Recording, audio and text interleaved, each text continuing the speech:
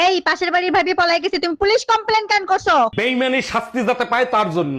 এক মিনিট, তোমার সাথে ভাবি কি বেইমানি করছে? কথা ছিল আমার সাথে পলায় যাবে, এটা বেইমানি ছিল না? আজকে পুতা দিয়ে সাইচ্চা গলায় ফেলবো।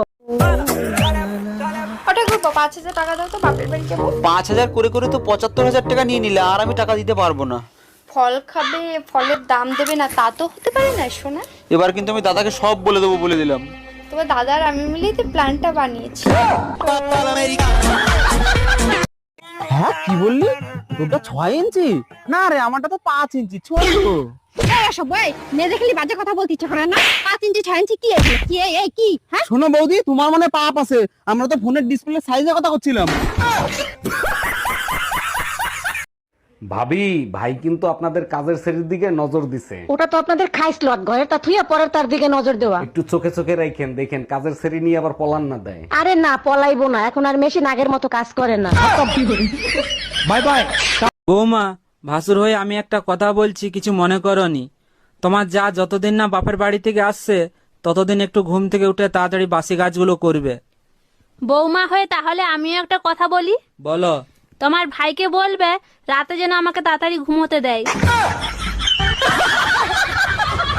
ভাবি, আমনেরে মোর এক্সের ভাল লাগে। মুই বিয়েতে মাইয়ে মোর লাগাইছো প্রেম হরতে, দেশে কি অবিবাহিত মাইয়ে ঠাড়া পড়ছে? খাড়া পড়ে নাই, আপনি জানেন না পুরুষ মানুষ বিনা হেলমেটে গাড়ি চালাইতে বেশি পছন্দ করে। দারুমি করার জায়গা পাও না, পাশার চামড়া শুরুই হলাম।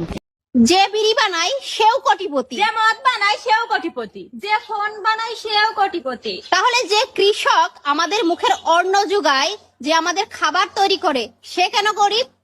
ভাবি শোনো না, হ্যাঁ বলো, শুনতেছি। তোমাকে এখন আমি একটা কিস করব। দেখো, তুমি যদি আমাকে কিস করো আমি কিন্তু চিল্লানি দিব।